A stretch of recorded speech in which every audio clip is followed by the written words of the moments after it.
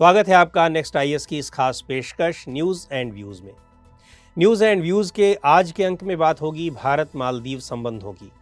यह मुद्दा इसलिए चर्चा में है क्योंकि इसी साल सितंबर में राष्ट्रपति चुनाव जीतने के बाद से ही मोहम्मद मुइज़्ज़ू भारतीय सेना को मालदीव से बाहर करने पर जोर देते नजर आ रहे हैं।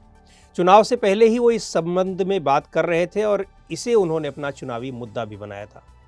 राष्ट्रपति बनने के बाद मोहम्मद मुइज़्ज़ू ने एक इंटरव्यू में कहा कि पद संभालने के बाद उनकी पहली प्राथमिकता ये होगी कि पहले ही दिन भारतीय सैनिकों को बाहर किया जाए। भारतीय सैनिकों को मालदीव से बाहर करने के लिए मोहम्मद मुइज़्ज़ू ने एक अभियान चलाया था जिसका नाम था इंडिया आउट अभियान। यह अभियान चुनाव में हारे राष्ट्रपति इब्राहिम मोहम्मद सोलिह के खिलाफ भी था, जिनकी विदेश नीति को इंडिया फर्स्ट माना जाता था, जबकि मोहम्मद मुइज़्ज़ू को चीन का समर्थक माना जाता है। जिन भारतीय सैनिकों को मालदीव से निकालने की बात हो रही है उनकी संख्या कोई बहुत ज़्यादा नहीं है और मालदीव में इनका रहना भी बेहद दिलचस्प है। मालदीव नेशनल डिफेंस फोर्स यानी MNDF के मुताबिक मालदीव में मौजूद भारतीय सैनिकों की संख्या सिर्फ 75 है और ये सैनिक उन डोर्नियर एयरक्राफ्ट और 2 हेलीकॉप्टर्स को चलाते हैं जो भारत सरकार ने मालदीव को तोहफे में दिए थे। वहीं सोलिह लगातार कह रहे हैं कि मालदीव में भारतीय सेना सिर्फ एक डॉकयार्ड बनाने के लिए तैनात है। डॉकयार्ड 2 देशों की सरकारों के समझौते से बन रहा है और ये मालदीव की संप्रभुता का उल्लंघन नहीं करता है। 2018 में इब्राहिम मोहम्मद सालेह ने अब्दुल्ला यामीन को राष्ट्रपति चुनाव में हराया था।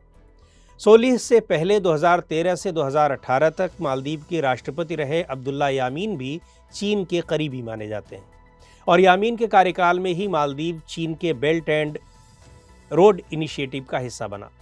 इस अभियान के तहत चीन एशिया, अफ्रीका और यूरोप में बंदरगाह, रेल नेटवर्क और हाईवे बना रहा है।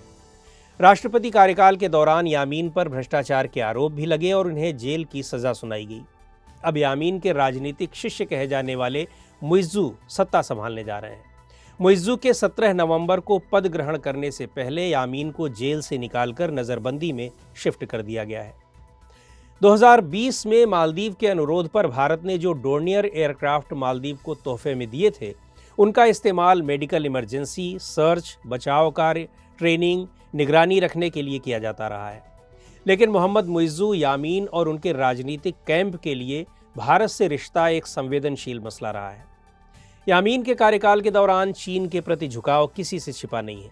इसी वजह से यामीन के कार्यकाल के दौरान यानी 2013 से 18 तक मालदीव और भारत के रिश्ते तनावपूर्ण रहे थे। यहाँ तक कि अपने कार्यकाल के दौरान यामीन इस बात पर भी जोर देते रहे हैं कि भारत अपने हेलीकॉप्टर वापस ले जाए। मालदीव का तब कहना था कि अगर भारत ने इसे उपहार में दिया है तो इस पर पायलट मालदीव के होने चाहिए, न कि भारत के। हालांकि मुइज़्ज़ू का कहना है कि वो चीन, भारत या किसी भी अन्य देश की सैन्य मौजूदगी को अनुमति नहीं देंगे। मुइज़्ज़ू के बार बार भारतीय सैनिकों को हटाने की बात के पीछे 2 कारण नजर आते हैं।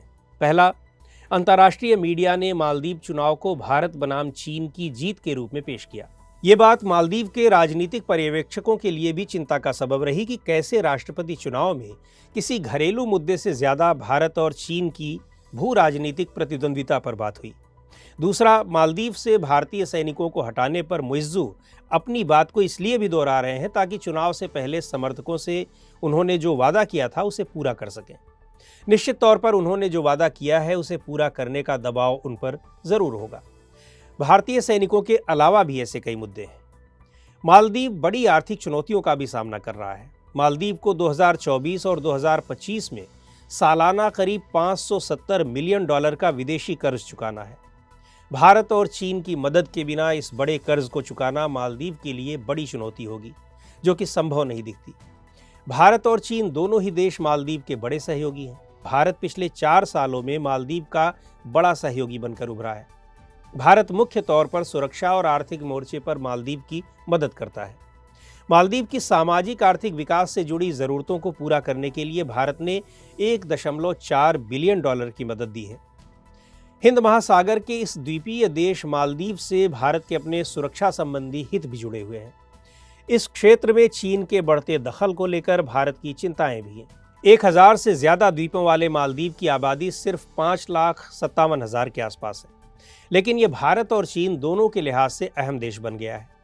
हिंद महासागर में मालदीव की लोकेशन रणनीतिक रूप से बेहद अहम है। चीन अपनी नौसेना को तेजी से बढ़ा रहा है और वो मालदीव में अपनी पहुंच बढ़ाने के प्रयास करता रहा है। वहीं भारत हमेशा से मालदीव में चीन के प्रभाव को सीमित करने के प्रयास करता रहा है। खाड़ी के देशों से तेल यहां से होकर गुजरता है। चीन इसे भी सुरक्षित करना चाहता है। भारत और चीन हिंद महासागर को अपने नियंत्रण में रखने के लिए मालदीव में करोड़ों डॉलर खर्च कर चुके हैं। इस रकम के जरिए ये दोनों देश मालदीव के लोगों का दिल जीतना चाहते हैं। मालदीव कोलंबो सिक्योरिटी कॉन्क्लेव का भी सदस्य है। भारत, श्रीलंका और मालदीव के साथ शुरू हुई इस त्रिपक्षीय पहल के साथ बाद में मॉरिशस भी जुड़ गया। इस समूह का मकसद हिंद महासागर में समुद्री सहयोग को बढ़ावा देना है। तो आज के इस अंक में इतना ही। अगले अंक में फिर मिलेंगे एक नए विषय के साथ। आपको ये कार्यक्रम कैसा लगा कमेंट करके हमें ज़रूर बताएं। आप अपना सुझाव भी हमें भेज सकते हैं।